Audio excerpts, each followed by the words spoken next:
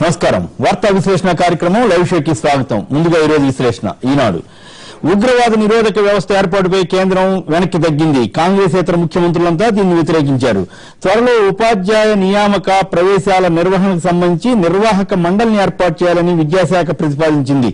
హంద్రీనీవాలో రాజకీయ నేతలు, నేరస్తులు కలిసి కోట్లు కొల్లగొట్టారన్న భాను కిరణ్ వాంగ్మూలంపై కథనాన్నిచ్చారు. నాది తప్పైతే సబితా ఇంద్రారెడ్డిది తప్పేనని, ఆ జీవోలన్నిటిపై సబిత కూడా సంతకాలు చేశారని బెయిల్ పిటిషన్ సందర్భంగా శ్రీలక్ష్మి వాదించారు. ప్రాణహితపై మహారాష్ట్ర, ఆంధ్రప్రదేశ్లు ఒప్పందంపై సంతకాలు చేశాయి. అంతర్జాతీయ వాయిద్య సమ్మేళనంలో మనోడు శ్రీ మణిదీప్ తో కలిసి సుప్రసిద్ధ కళాకారుడు తరిగొప్పుల నారాయణ డోలు వాయించారు. రాష్ట్రపతి అభ్యర్థిగా ప్రణబ్ కు మద్దతిస్తున్నట్లుగా కరుణానిధి వెల్లడించారు. 104 సర్వీసులను ప్రైవేట్ పరం చేయాలని యోచిస్తున్నారు. సింగరేణి సీఎండీగా సుతీర్థ భట్టాచార్య బాధ్యతలు చేపట్టబోతున్నారు. నేడు భూమికి దగ్గరగా జాబిలి వస్తుంది. ఆర్టీసీలో ఇకపై స్లీపర్ క్లాస్ బస్సులు రాబోతున్నాయి. బొత్సా పేరు చెప్పి బెదిరించాడని నిర్మాత బండ్ల గణేష్ పై డిస్ట్రిబ్యూటర్ సుబ్బారావు ఆరోపించారు. రిజిస్ట్రార్ ఆఫీసులో 24 రిజిస్ట్రార్ ఆఫీసులు 24 గంటలులోగా రిజిస్ట్రేషన్లు చేయాలని, ఈసీ అడిగితే గంటలోగా ఇవ్వాలని ప్రతిపాదన చేస్తున్నారు. జగన్ సన్నిహితుల ఖాతాల్లోకి కోర్టు వెళ్లాయని భాను కిరణ్ చెప్పినట్లుగా ఈనాడు రాసింది. తిరుమలలో సంతకం చేయకుండా జగన్ తప్పు చేశాడని చంద్రబాబు అన్నారు. జగన్ చేయని దందా ఏదని, సింగనమల రమేష్ తో ఆయనకున్న సంబంధం ఏమిటని టీడీపీ ప్రధాన కార్యదర్శి వర్ల రామయ్య ప్రశ్నించారు. టీడీపీ, వైఎస్ఆర్ కాంగ్రెస్ లకు లేని చిత్తశుద్ది తనకున్నాయని చిరంజీవి అంటున్నారు. కాంగ్రెస్ లోకి రాజశేఖర్ జీవిత తిరిగి వస్తున్నారు. రాష్ట్రపతి పాలన దిశగా గవర్నర్ వ్యాఖ్యలు ఉన్నాయని యనమల రామకృష్ణ అభిప్రాయపడ్డారు. ఇది సువర్ణాక్షర రోజని ప్రాణహిత ఒప్పందంపై సీఎం కిరణ్ కుమార్ రెడ్డి వ్యాఖ్యానించారు. సాక్షి వచ్చే 5 ఏళ్లలో 34,741 కోట్ల రూపాయల కరెంట్ ఛార్జీల భారం పడబోతోందంటూ డిస్కంల బిజినెస్ ప్లాన్ ను సాక్షి ప్రచురించింది. కుట్రల గుట్ట రామోజీ అంటూ లేపాక్షి నాలెడ్జ్ హబ్ పై అడ్డగోలు వార్తలంటూ కథనాన్నిచ్చారు. తన ఆస్తులపై సీబీఐ కేసు వద్దంటూ చంద్రబాబు 4-5 సార్లు చిదంబరాన్ని కలిశారని సాక్షి చెబుతోంది. తమిళనాడులో ఐపీఎస్ అధికారిపై గంధపు స్మగ్లర్లు దాడి చేశారు. జయభేరి కోసం సెటిల్మెంట్లు చేశారని, టీడీపీ యువనేత అలాగే మంత్రుల బంధువులతో కలిసి సెటిల్మెంట్ చేశారని భాను చెప్పినట్లుగా సాక్షి రాసింది. ఈనాడులో జగన్ సన్నిహితుల పేరుతో కథనాలు వస్తే, సాక్షిలో చంద్రబాబు సన్నిహితుల పేరుతో భాను కిరణ్ పై కథనాలు రావడం ఆసక్తికరంగా ఉంది. మతాన్ని రెచ్చగొట్టేలా బాబు ప్రచారం చేశారని వైఎస్ఆర్ కాంగ్రెస్ పార్టీ నేతలు అంబటి రాంబాబు, గట్టు రామచంద్రరావులు ఎన్నికల సంఘానికి ఫిర్యాదు చేశారు. ఆంధ్రజ్యోతి ప్రాణహిత ఒప్పందం తెలంగాణలో ఫార్ములాలో భాగమేనా అంటూ కథనాన్నిచ్చారు. నేడు నవ్వుల దినోత్సవం.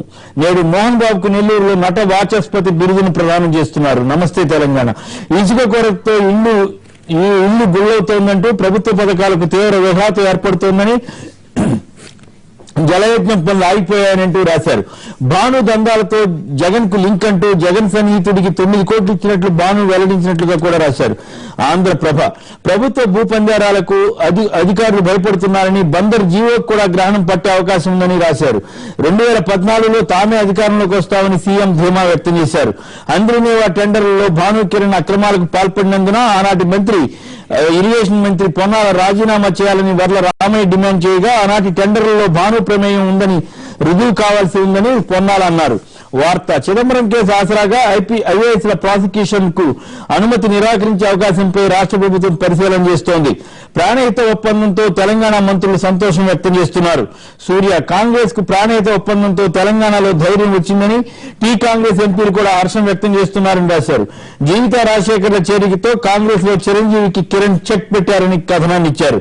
ఆంధ్రభూమి కాంగ్రెస్ లో సహాయ నిరాకరణ, ఉప ఎన్నికలకు దూరంగా ఉంటున్న నేతలు అంటూ కథనాన్నిచ్చారు. ప్రజాశక్తి జపాన్ లో ఆఖరి అణు రియాక్టర్ ను నిర్వహణ కోసం మూసివేశారు. విశాలాంధ్ర రాష్ట్రంలో ఇసుకే బంగారం అయింది. సంకీర్ణ ప్రభుత్వాల వల్లే ఆర్థిక మందగమనం ఏర్పడిందని ఆర్థిక మంత్రి ప్రణబ్ అన్నారు. డక్కన్ క్రానికల్ మధ్యల చెరువు సూర్య హత్య చేసే విషయం సినీ నిర్మాత సింగనమల రమేష్ కు తెలుసని భాను వెల్లడించాడు. భాను కిరణ్ ఆఫ్రికాలో సైతం సెటిల్మెంట్ చేయడం విశేషం. హిందూ పోలింగ్ కు 48 గంటల ముందు నుంచి ఇంటింటి ప్రచారంపై నిషేధం విధిస్తున్నట్లుగా బన్వర్లాల్ ప్రకటించారు. కుకట్పల్లిలో తాగునీటి అద్దడి తీవ్రమైంది.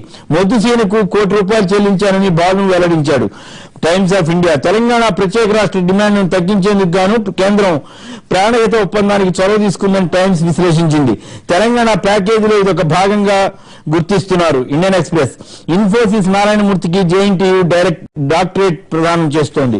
ఇవి ప్రధానంగా ఆ పత్రికలో వచ్చిన వార్తా విశేషాలు, వారికి సంబంధించిన విశ్లేషణ. ఇక ఈరోజు ఎస్ఎంఎస్ మతాన్ని రెచ్చగొట్టేలా చంద్రబాబు ప్రచారం చేశారని వైఎస్ఆర్ కాంగ్రెస్ నేతలు గట్టు రామచంద్రరావు, అంబటి రాంబాబు తదితరులు నిన్న ఎన్నికల ప్రధాన అధికారి బన్వర్లాల్ ఫిర్యాదు చేశారు. నిజంగానే మతాన్ని రెచ్చగొట్టేలా చంద్రబాబు ప్రచారం చేశారన్న ఈ వైఎస్ఆర్ కాంగ్రెస్ ఆరోపణలతో ఏకీభవిస్తారా అని అడిగితే 77% మంది అవునని, 23% మంది కాదని అంటున్నారు. ఇప్పుడు చిన్న విరామం తర్వాత లైవ్ షో కొనసాగుతుంది.